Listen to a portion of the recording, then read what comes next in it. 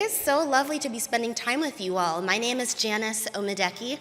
As previously mentioned, serial entrepreneur, exited CEO and founder of the Mentor Method, which was an HR software focused on making mentorship more inclusive inside enterprise organizations, and author of this little gem right here, Mentorship Unlocked, coming out. Released everywhere April 2nd, so we're in the home stretch. I absorb all of that abundant energy from this room, but who here has ever been told that they're too much? I figured, she's waving. She's like me times 1,000. Yeah, I get that, and you are in good company. You know, I did an interview earlier today with Black Enterprise where they asked me to give advice to my younger self, and I said that I was immediately transported with that question to 11-year-old me, because that was the first time where I was told that I was too much. And I remember that moment. I was in one of the science classes where I just felt all of the isms, if you will, attack me at once. Colorism, racism, being one of the only girls at the table for the project, and suddenly I'm supposed to take notes, and me not wanting to, but instead wanting to roll up my sleeves and get messy building the volcano made me too much. And I thought about that now at 36, about what are we doing for the next generation to make sure that from the very beginning, when they enter into schools and they enter into their newfound communities, that this conversation about activating your potential isn't even a thing for the next generation. Like, what are we actually doing to pay it forward in that way? And I'm excited because I feel like the first step is for all of us to level up our own education. How do we actually activate our own potential so that we can continue paving the way so that the world is a better place for our daughters, for our cousins, and for those that we don't even know are going to be entering the world. And I am just so honored to be moderating today's panel with three. Okay, really quickly, off script. We had a screening conversation just to prepare for today's panel. I've been doing research and quietly stalking all three of these lovely, intelligent, wise panelists, and you all are in for such a treat. I literally have a pen with me just so that I can take my own notes during the session. So with that, panelists, I would love for you to join me.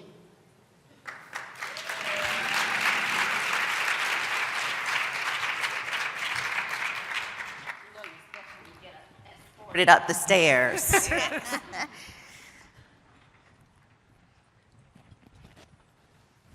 All right, amazing. So the way that this is going to work, we'll be having our own little conversation up here, engaging with all of you, and then we will have time for Q&A. So we'll have two people on this side, two people on that side, and we'll be able to answer your questions, and we'll of course be available to answer any questions after that. Sound good? Perfect, okay. So panelists, why don't we start with just the basics? Please introduce yourself, name, title, overview of your current role, and then answer the question, looking back, which elements of your initial career plan, so the very first one when you entered the workforce, which elements of that plan are you still using today and why? All right. Well, I think I'm up first. I know that we stand right after Sherry Shepherd and right before Happy hour. Happy hour. So we're in a tough spot. But good afternoon. I am Debra Griffin, and I am really pleased to represent Nationwide. I'm proud Nationwide. And I paid them all to come. But I'm really, really pleased to be a part of the panel and such esteemed guest. What you all need to know about me that I first picked up is I need to change my hairstyle a little bit because these ladies are stunning. As are you. As are you. But I've been at Nationwide for 14 years in my current role, and my responsibility at Nationwide is I lead Securities-backed lending, which is a new business in our financial services division. I am a career banker. I've been doing banking for quite some time. I came to Nationwide leading operations as the COO for what was then Nationwide Bank, and I'm really pleased to be standing up a new business that I am very proud of because we moved this business to profitability 2 years early earlier than plan. It was a 5-year plan, so really, really proud of that work. What I would say about my first role that I'm still doing today is just really seeking to learn. I started my career very young. I wasn't out of college yet, and I was always curious about whatever organization I wanted to learn across that organization and make sure that I fully understood what was done, where it was done, and who's doing it, and as well as who are our leaders. So I carry that today. I continue to be, Nationwide is a very diverse organization, and I try to stay very relevant across the organization and just continue to learn. There's a lot to learn. So what I would say is I am still a continuous learner. I love that. It keeps the mind young. Hello, everyone. I'm Careshia Moore, and I just want to first thank Black Enterprise for having us here, getting to know these ladies, starting with this amazing moderator here. Yes. Fascinating. So I'm proud to be a part of this conversation.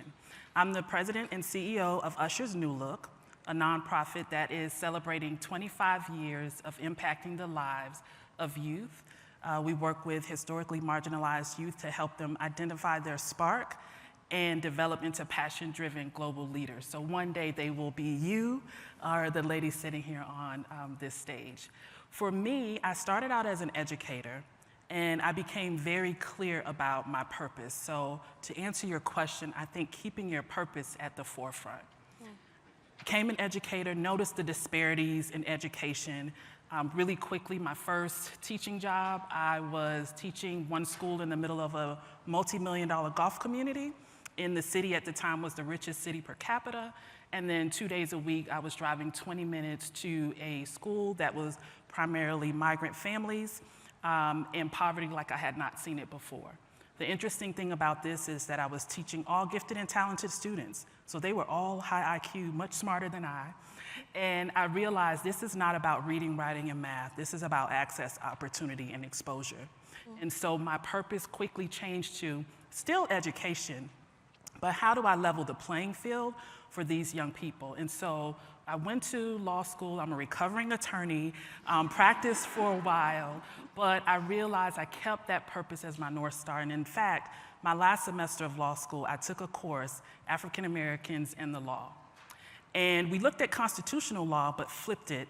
And it was almost like my charge going out the door. I had been exposed to all of these areas of law where you can make a lot of money. But that reminded me why I was there. Why I was there was to help my community, the youth in our community, to level up. And so I kept that as my North Star. So I would say, remember to keep your North Star and your purpose in front of you, and you will find where you need to be. Love that. Good afternoon, ladies. Hello.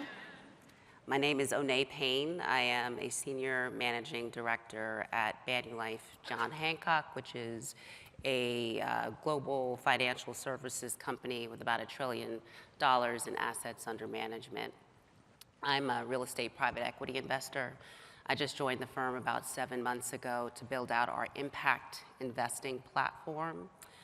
So that part is new. The majority of my career has been in traditional real estate private equity, but I shifted into impact investing as I was feeling more called to align the things that I do personally with the time I spend professionally.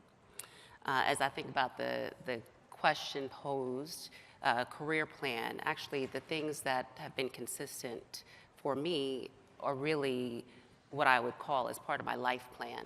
So similar to Debra, I'm always hungry for knowledge, and we can term that within like me having a growth mindset, right? We can be naturally smart, naturally curious, but the impetus is that I can be more tomorrow than I am today.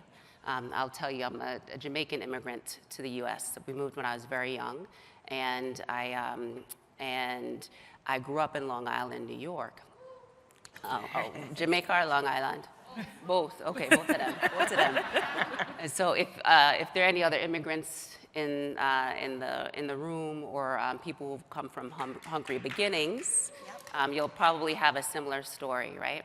If you come from humble beginnings, or your family comes from humble beginnings, once you're put into a place where you have access, there's no excuse to not take advantage of the access. So for me, sometimes that looked like I'd come home with a 95 and Pop would be like, good job, Onay. What happened to the other 5 points? Let's talk about that, right? But that was part of this growth mindset, right? Yeah, you did well, but there was also other things that I could learn from and what I didn't do as well. So number one, growth mindset. Number two, I was always a team player. The way in which that manifested over my life and over my career changed depending on the position I was in, but I was always a team player. So whether it was on the track team and I had to run the 400-meter hurdles because we wanted to win the state championships, and we were not going to do that unless someone took the pain of running a 400, and I was only going to score fifth, but it was going to put points on the board. That's what I did as a team player. When I was earlier in my career, what it meant to be a team player was I was going to figure out how to make my boss look good. I was going to learn, but I was going to come in every day to figure out how to make his, and it was a his, for most of my career it was a his, it was going to be how to make his life easier, right? As I became more senior in my career, it was as a leader and player coach, how do I make my team's life easier? How do I support them, support us in achieving the goals that we want to achieve? And today, at a new organization, building out a new platform, how do I figure out the lanes of alignment within this team, what I want to do, what I want us to be able to do with what the organization has already naturally done? How do we extend? How do we expand? How do I become a part of this team that helps us to do more, better tomorrow? So team player, growth mindset. I love that.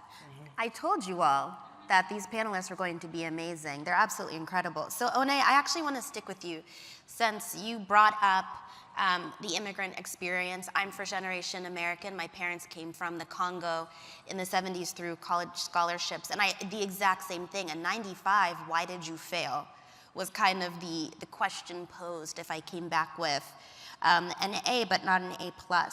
Can you share how that particular experience has helped you navigate corporate environments, and have you found it to be a differentiator for you in your career? Yeah, so I think there are a few things that have helped me be differentiators. One, I think that I didn't understand what limits were earlier in life, so I could shoot higher, right? So what Tashunda said was, shooting for the moon. I didn't know that I was supposed to be in this box. I think partly that was the immigrant experience. I hadn't experienced the weathering that we often experience in the US as people of color who are told time and time again, this is for you or this is not for you, or you're doing well, but someone can't wait to see you not do as well. I hadn't experienced that. So I was free, I could aspire. My mom said, Onay, I told her I wanted to go to Harvard when I was in 5th grade. She said, Onay, how do you even know what Harvard is? But I had understood that was possible for me. I had not been told it was not. So I think that one was an important lesson that I've had to learn how to revisit over time. I have to have people around me sometimes if I feel like things are getting hard, to remind me of who I am, right? I am a unique manifestation, a unique individualization of infinite intelligence. What I can do is unlimited. The boxes that have been put around me are just that, put around me. I can remove them. And so I think the benefit of that, coming from a family who understood what real limits were, have helped me throughout my career. And I would say the other thing that is also an extension of that is, yes, I was often the only one that looked like me in the room. And I was talking about this with a new colleague, Mariana, last night at dinner. But you know what? That can also be an opportunity. Because I was the only black woman in the room, you remember my name, right? You remember what I had to say. It was on me then to take that and leverage it to my advantage, right? To remembering not just because I was black or because I was a woman, but remember, oh, okay, OP said, yeah, I heard her. Yeah. So I let the unique way in which I showed up help me as I navigated those rooms. And then just the last point on that is I was used to navigating environments and being a hybrid, right? Multicultural. I speak Spanish fluently. When I ended up needing to lead this team that was investing in Mexico, that made sense. That was a unique manifestation of who I was because I was used to being able to do this or do that and navigate new experiences. So I leaned into the things that were special about me, different, that I chose to see as special. I chose to write the story that way. Thank you. So Debra, based on your fan club, I think it's fair to say that you know a thing or two about mentorship and sponsorship, and I'd love to discuss that with you here briefly. Can you share a specific instance where mentorship or sponsorship significantly impacted your career trajectory and just what that experience was and what you learned from it? Yeah. You know, when I think about mentors, you have, throughout the course of your life, you have many, many mentors. And so I have to go back to my beginning, and my mentor in my family is my father. He, when I was little, I would always, you know, just so curious. I grew up with 2 older sisters, and, you know, he went to work every day, and I was always curious about what was in his briefcase, what was he doing, you know. And I found myself, more than my sisters, wanting to follow in his footsteps. So he always talked to me about Black enterprise. We'd look at the magazines together. He would tell me I could do anything I wanted to. I could be anything I wanted to be. And so I would definitely say that he was my first mentor. And then I had the opportunity, again, with a really small family. I had a brother-in-law that I call my brother. I always tell my sister if they're not together, he stays. But he was a graduate of the Air Force Academy. And I watched him go through a very difficult time because he became a part of our family. We were stationed and living in Colorado. And I watched his journey to become a pilot, he also played football. And he was just very disciplined in his life. And he as well would talk to me a lot about career and what do you want to do? And you can do anything, and because you're a woman, don't think you cannot do anything. Because you are Black, don't think you can't do anything. So he was my second real mentor. And then as I look back over just the course of my career, I had many mentors in banking. I considered mentorship formal and informal. So you have folks that you sit down with and they talk to you about your career plans and your path, and then you have those that you're just watching.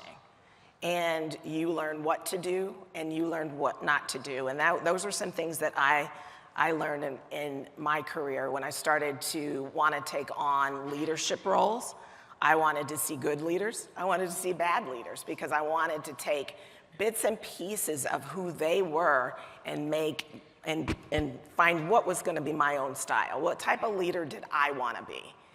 So you have, you might have someone that you see on TV. Now, Sherry Shepherd was lucky enough to have Oprah. We all see different parts of celebrities or people, that we might want to emulate certain styles. So I continue to see mentorship for me can be somebody who is older, somebody who is even younger. As a mentor, that is something that at this point in my career is extremely important to me. There is not a person, and this isn't good always, that I will say no to. I love to pour into young people who are starting in their career that are looking for how do I develop a career strategy? How do I put together a plan? How do I get to the next level? People aren't seeing me. They think they're performing and maybe they're not, and they're not getting the right message. So I think I've learned to be a better mentor because I was mentored so well. Those are some things that I, as I look at some of the folks that are sitting before me, they are just all strong mentors. I was teasing, our HR folks here about their calendars. But it's because of what they radiate and what they demonstrate that folks are just clamoring to get on their calendar. And, we have a lot that we should give back. We need to give back. The hardest people to mentor are your children. Stay away from trying to do that. But I would tell you that we all have something to offer, and we should never sit on our skills and our craft and our ability to help someone. I am so pleased when I get the opportunity to see folks that I've mentored, even if it's at Nationwide, that are doing really great things. They might be doing more than I'm doing, and that's okay, because that's what we're supposed to do. We're supposed to lift each other up and celebrate each other's wins. So that's really what it is for me. And do you feel that diversifying your network of mentors helped activate your potential? Absolutely, absolutely. Throughout my career, I think it was also spoken this morning, I've had African-American women, I've had white male, I've had white women, I've had a variety and a host of mentors. And what they saw in me was a product of performance, but they saw it necessary to provide feedback. And what I would tell you is feedback is a gift. Feedback is something that if you get it, it's up to you what you do with it. If you choose to sit on it and dismiss it, but a lot of times it's information that we need and it blocks us from our next step. I agree. If you don't have the openness and the willingness to learn, then it's just in one ear, out the other, and a wasted opportunity. Thank you for sharing that. Careshia, I'd like to go to you. So in our brief conversations, it's very clear that you may be the social butterfly among us here on stage. And at an event like this, there's so much potential to build meaningful connections with every single handshake, everyone you pass by here. However, networking can get kind of stale after a certain while. So what strategies have you implemented and would you recommend to the audience to stand out in, say, a standard networking event like this? To be memorable, to be somebody that's top of mind when they follow up and to continue those relationships? So I am an introverted extrovert. Let me just correct that. Yes, clap for those. It's a part of my job, right, to be able to share the work that we do and connect with other folks and make collaborations. So, and I take that very seriously. So I do what I need to do. But yes, networking can happen in a variety of ways. I myself am a mom, and I don't like to miss out on my kids' activities. So I can't be at every event that would yield great results as far as networking. So absolutely, you have to go out, meet people, put yourself out there. Our CMO, Kim, is here, and we have a little running joke of collecting points, almost making it like a game, right? How many people have you talked to? And it's a matter of just stepping up to people and saying, hello, how are you? I met a lovely woman today. I think I see her in the audience from LinkedIn. We were just walking and trying to find the same room. And we exchanged information that quickly, and as we were parting ways, we were clicking on LinkedIn so that we can connect later. So I think it's getting over the fear of, should I say this? Will this person want to hear from me? It's just doing it and speaking to people, because 9 times out of 10, it's something that you can provide to them as well. So I think about networking, it's not just asking for something or what you can get from someone, but it's also what are the skills and talents that each of us in this room have that we can give to other people, or introductions that we can make. The other thing is, I would say, leverage technology. Don't just use social media for the mindless scrolling or shopping or things like that. There is a lot of conversation happening with a lot of like-minded people on social media. I've had conversations with people that I would never thought I would have on platforms just because I participate in the conversations around education or community-based organizations or D&I, whatever it is. And then next thing you know, they're sending a DM. Hey, send your contact information. I'd love to talk about the work that you're doing. So I would say don't be afraid to slide in the DMs in that way for networking. The other thing I would say is joining boards, Yes. volunteering is an amazing way to get to know people and get other people to know about your skills and talents. That's how I ended up at Usher's New Look. I went and had a meeting, took my little portfolio, think I was gonna get a job because I had left my law practice work. No, I came back with a volunteer assignment. Now, you go tell your husband that when you've left your job. I'm a volunteer. But I knew that it would yield great results, and so I went in and did the thing that they asked me to do, and I did it as if I was getting paid for it. Yep. And that yielded contract after contract, part-time, then full-time work, and now I'm the president and CEO of the organization. And so I would say that's a great way to let people know your skills. Find areas that you're interested in getting involved in, even if you're working, in a career that you're thinking about a career change. Find organizations that are doing what you want to do.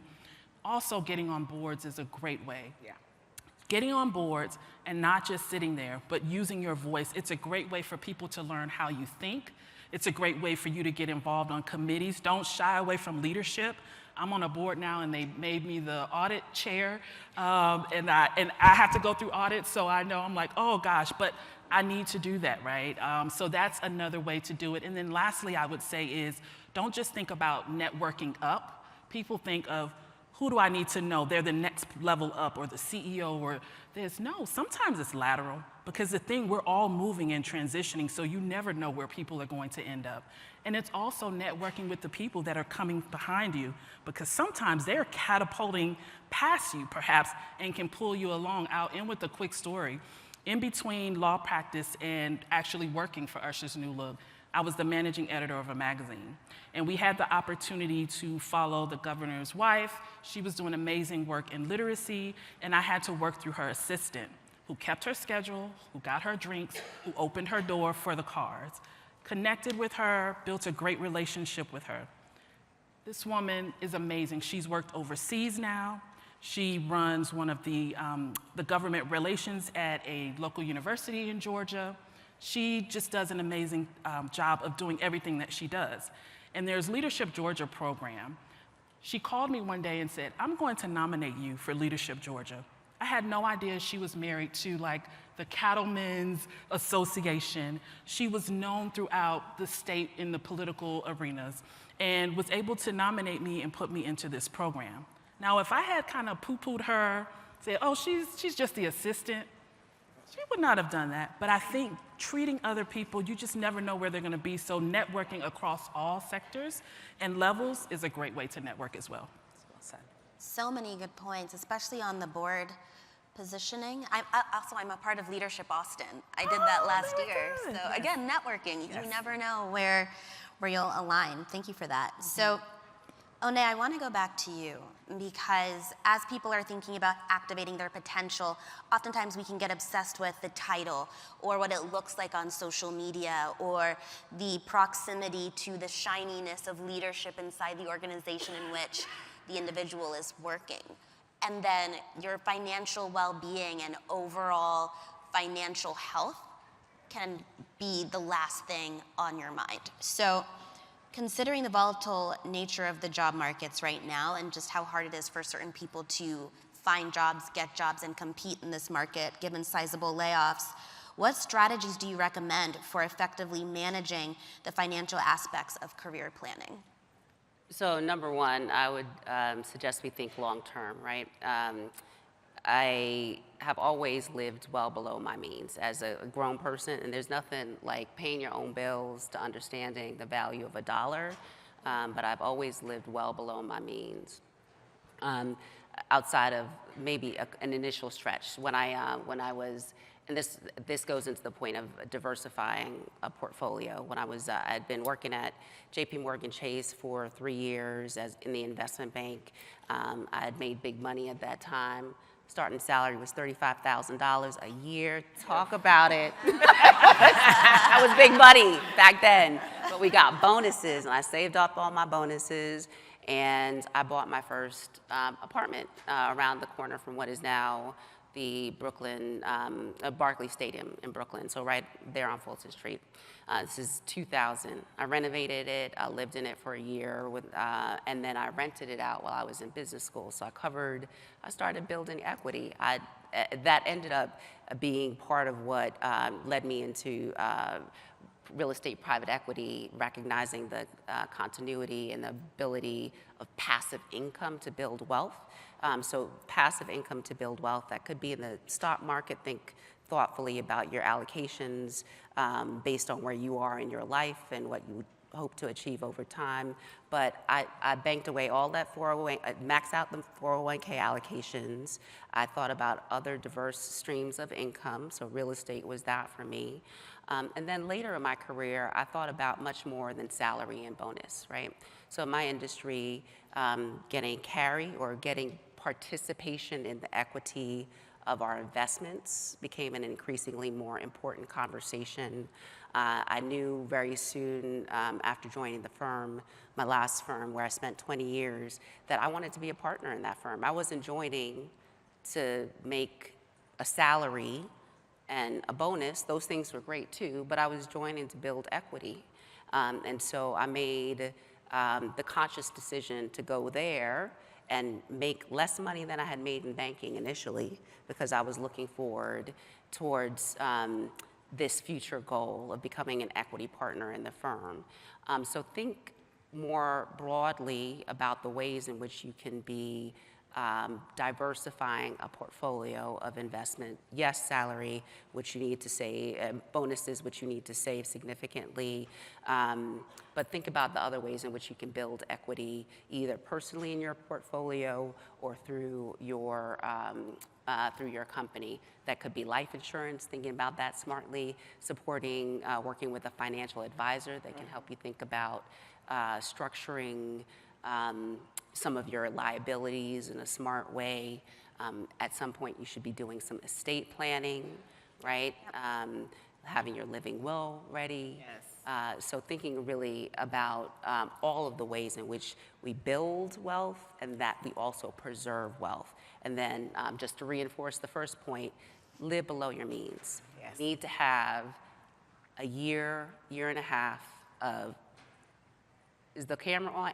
F you money, so that if you decide to make a different choice, you have some liquidity and you give yourself that time. And let me be clear, I've never left a firm because I have needed to activate that. I've always chosen to run towards something as opposed to run away from something. Mm-hmm. And so my path has been not always clear in terms of next specific steps, but the tendency has been clear. But I've also given myself the flexibility to be able to move in a way that is not beholden to just a paycheck. Now, that's quite the bet, Onay, to go from banking, taking a lower salary with your eye on the prize being making it to partner and receiving that carry as the upside. Can you share the timeline to get there, and would you recommend other people place a similar bet? I would recommend you bet on yourself 100 times a day. So I was betting on myself. I was betting on the alignment with what I was passionate about at that point in time. And I had garnered a great strong skill set in banking, strong foundation, but I was ready to take that foundation and build upon it. And so, yes, it was a bet, but it was a calculated bet. Yep. I also, in making that bet on myself, I bet on an organization, right? I was clear on the type of culture that I wanted. I wanted a firm that would also invest in me, because I'm going to show up every day, every single day. Are you going to recognize that? Are you going to reward that? And I'm not asking you to give me anything for free, but I'm in this, and I need you in this with me. And so I, very specifically in choosing the firm that I went to, and the reason I was able to even go to that firm was because of organizations like Inroads. Shunda mentioned that earlier. I was an Inroads intern, then I was a Twigo fellow, so I was exposed to this through another organization. But as I was making the decision to go to the organization, I said, well, I know you see me in this specific role, but I also want to develop these specific skills along the way. Are you open to a rotational program? We don't have a rotational program. Are you open to me rotating? And they were, right? I had to demonstrate the value of that to them. And we together reaped the benefits of that when I became partner on a much more accelerated path than was typically the case at that time. But I certainly did bet on myself. The other thing, just to complement what Debra was saying in terms of mentorship, you need to make sure you have sponsorship in an organization. Those things are different, right? A mentor, whether peer, lateral, higher or lower, it can be, is an integral part of a support system. A sponsor is helping you get those stretch assignments that help you get to the next level. A sponsor is the one who is saying things about you that are supporting you in a room when no one else might be talking about you. A sponsor is someone who is advocating for you in a way that you cannot necessarily advocate for yourself. So I was very intentional about going for sponsorship in the firm. And I tell you, I made partner, one, I did all the things I needed to do in terms of working hard, working smart, lifting my head up, networking, but I was also very clear. I went to the CEO, and this was a relatively small organization. It was 300 people, so we knew each other in a much more intimate way than in a 40,000 person organization. I said, Steve, I want to be a partner in this firm. I hope I'm doing the work that positions me towards that within the time frame that I'm expecting. But if I'm not, I'd like you to tell me what else I need to do. Do you see me that way? And if you don't, let me make sure I make some adjustments. He did see me that way, and we continued to have a very productive career. He's kind of like a godfather and a professional godfather. But I was also, I guess I'll close the point. No one's going to give you anything, right? You got to earn it. You got to ask for it. And then you have to have people in your corner advocating on your behalf as well. Amazing, thank you. We have been flagged in the back that it is time for Q&A. So we'll take 4 questions, 2 on this side, 2 on this side. This is a great time to get some live, there's one mic, and then the other one is just right there. Get some live mentoring from these panelists. This is such a unique opportunity to do so. And as you all, there we go. Okay, we have 2 coming up. No brave souls on, there we go. I knew this room had some more brave souls in here. So as you are gathering your questions, I thought I'd just take a second. Everything that these lovely panelists are discussing is so important to your, I have chills right now thinking about the depths of the information that these panelists are sharing. I see some of you are taking notes, but I encourage you to just to process everything, because this is literal gold that they're sharing with you. So thank you, all 3 of you, so much for your wisdom and your guidance and this inspirational panel. If you would like to take their wisdom and make it strategic for you and specifically for your career goals, I do think that Mentorship Unlocked is a great supplement for that, and I will be in the Grand Ballroom 7. Listen, this is Black Enterprise.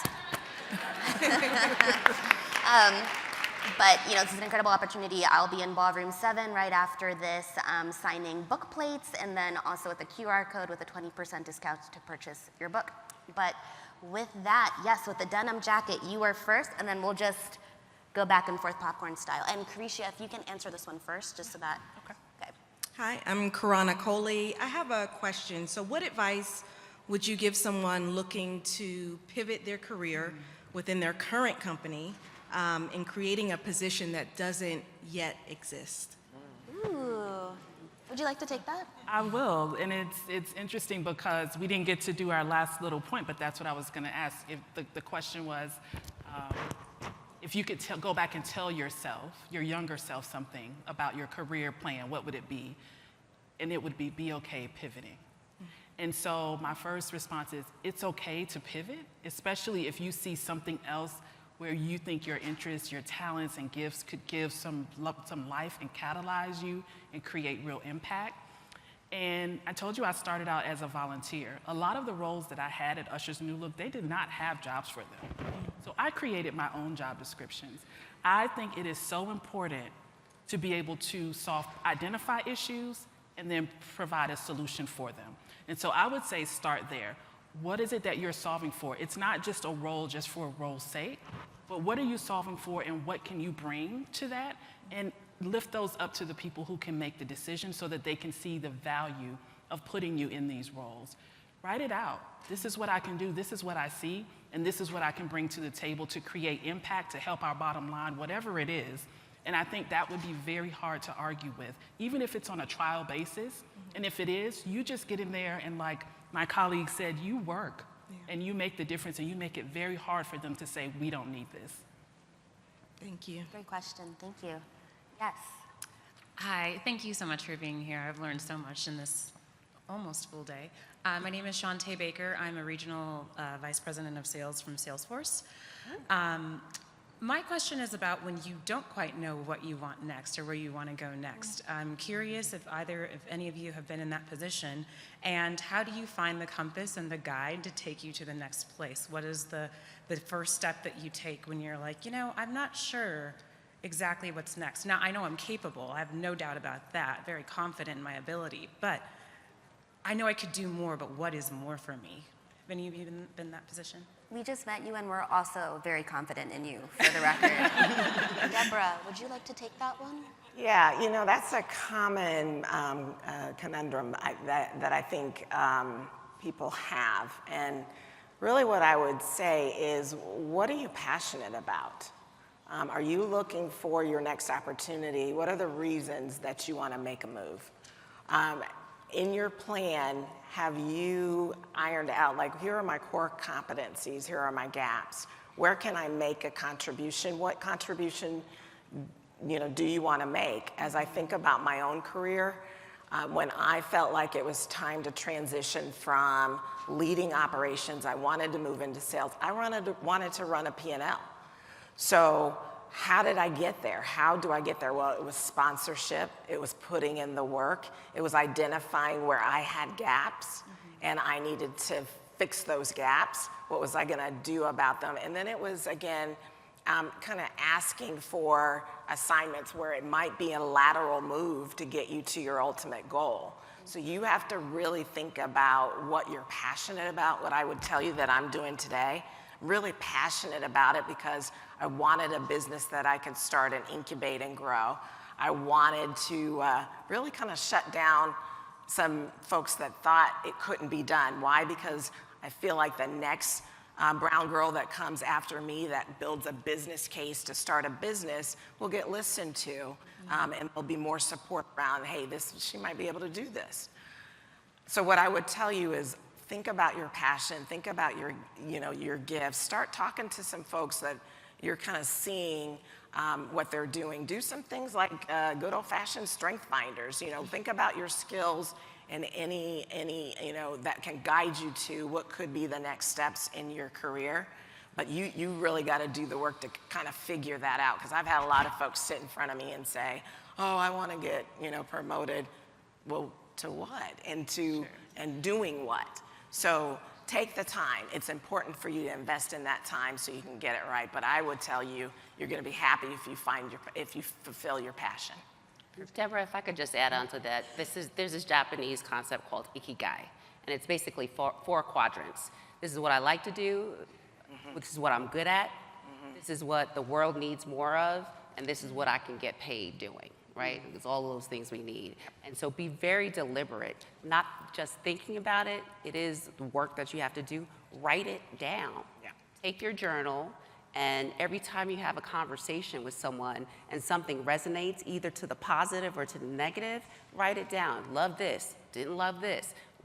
So as you go through this self-work, be really deliberate, chronicle, and I think over time, as you look back on that journal, the trend will become increasingly more clear. Very helpful, thank you. Great question. Yes. Good afternoon. My name is Judith Jean-Pierre. I have a two-part question. Question number one is, when you're working for an institution where your evaluations or when you speak to your supervisor, they give you all these accolades, verbally and on paper, but then you still get bypassed from positions, how do you overcome that? And second question is, stated was, get on boards. How do we actually find boards to get on, and how do we actually get on those boards? Great questions. Who would like to take the first one? Yeah. Sure. Just on the being bypassed, and it's interesting, I was a lot on a career management committee at my last organization where we were very deliberate, and actually we're doing this at Manulife as well, where we talk about all of the candidates, right, and people's specific growth plans. So one, what is your growth plan? Does your boss know what that is? Make sure that is in writing. This is where I am, this is where I would like to be. I need help if I'm not clear. These are the things that I would like your support in figuring out how to get from A to B. Make sure it's clear, it's in my recommendation, clear and in writing. I would also suggest that as you think about what the next step is, ask the organization to be to articulate exactly what it is it needs from you. And not just you, any you at this level. What is the skill set? How are we making these assessments? Yeah. And so understanding what this is and where you are and having that hopefully guide you to where you need to be. There may also be a time where you may not find that within an existing organization. You need to, from my perspective, continue to nurture an opportunity. Again, not run away from something. I'm not being treated well, so no. Okay, I have done everything that I can do. I've nurtured this field that I'm standing in, but I'm also having these other conversations and, I've been thoughtful and deliberate about assessing this other opportunity. So there may also be that time. Careshia, I would love for you to address the board question if you don't mind. Absolutely, and if I may just add to your point as well, I think that also getting folks that are around you, colleagues that you trust, we talked about those mentors and those sponsors, outside of your immediate supervisor who does your evaluation, get their feedback as well. And ask them to pull you in. Sometimes the game is not played at our desk or in the room, right? It may be outside at the hunting lodge. I'm just using that as an example, which is a lot of that, and that elevation happens outside of it. And so getting that exposure, I would say look to that as well. But as for the boards, it's volunteering for organizations that you are passionate about and letting them see your work. And sometimes organizations are clamoring for great board members, and they see the passion for what you do. That's one thing. There are also board development organizations. One is called Board Lead. So if you Google Board Lead, you can go in there and take a look at, and that's just one. There are several. If you look up board development organizations, you will find them. But you can get into a board development program if you have not participated on a board before or sat on a board, and it will help you to learn how to be a board member. For me, United Way in my area had a board development program. It was about 12 weeks, and each week we learned about different aspects of sitting on the board and what that meant, because it is a very serious thing, right? And then from there, you can be a part of a group where they're putting out now, this organization is looking for a board member. So now you have someone communicating with you about opportunities. LinkedIn also has opportunities around organizations that are looking for board members. So I would take a look at LinkedIn as well. But those are some things that I think tangible you can start right now doing: board development, learning how to be a good board member, volunteering, and then using technology to identify those opportunities. I would also look at the New Philanthropists. They're a great organization. They are very intentional. I was actually on the board of that nonprofit before jumping over to the one I'm on now, and they, their whole mission is to help diversify board representation, so specializing in women, people of color, and LGBTQ+, with board placements with nonprofits that really need our diverse and inclusive lens to strategy, governance, mergers and acquisitions, and other opportunities. So take a look at that. They also do board training, and it's wonderful, very comprehensive. One more thing I would add is also look within, I don't know what organization you work for, but look and see what organizations they support and how they want volunteerism from their workforce. There may also be opportunities that you can get in going that direction. That's good.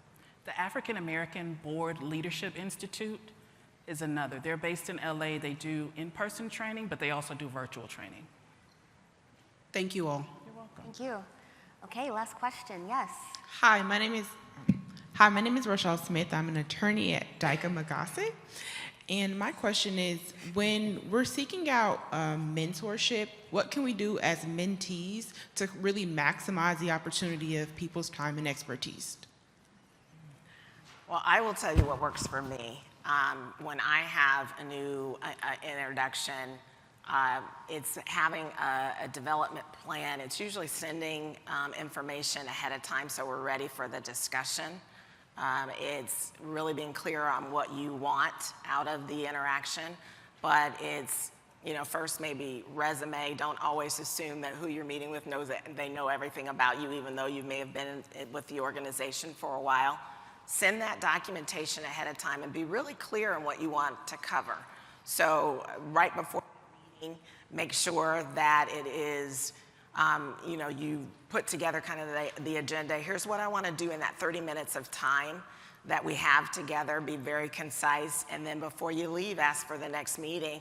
If they give you some takeaways, some homework, do it. Come back ready for that interaction. If you give to it and set expectations, you'll receive much more from it.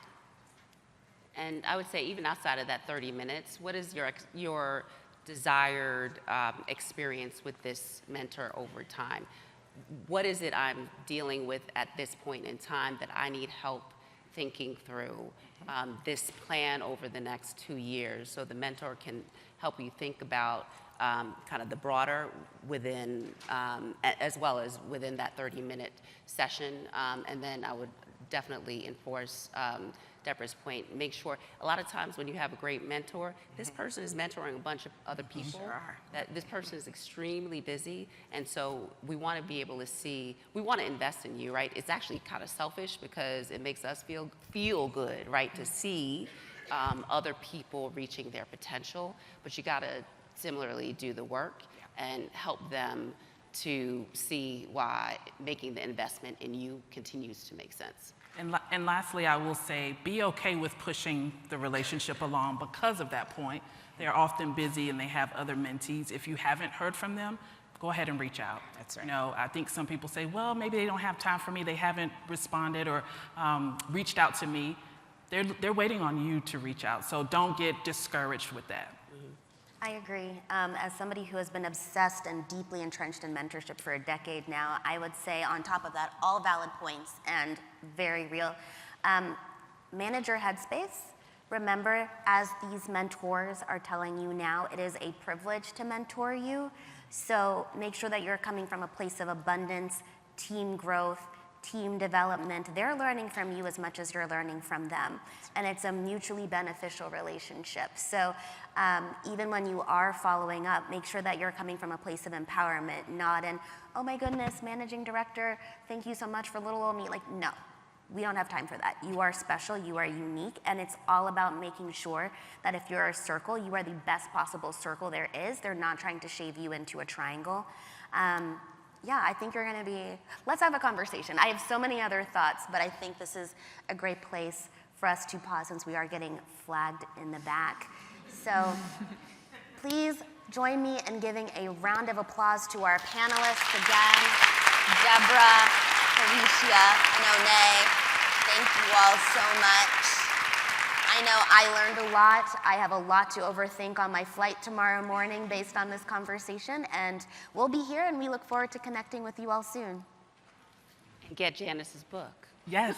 Oh, yes.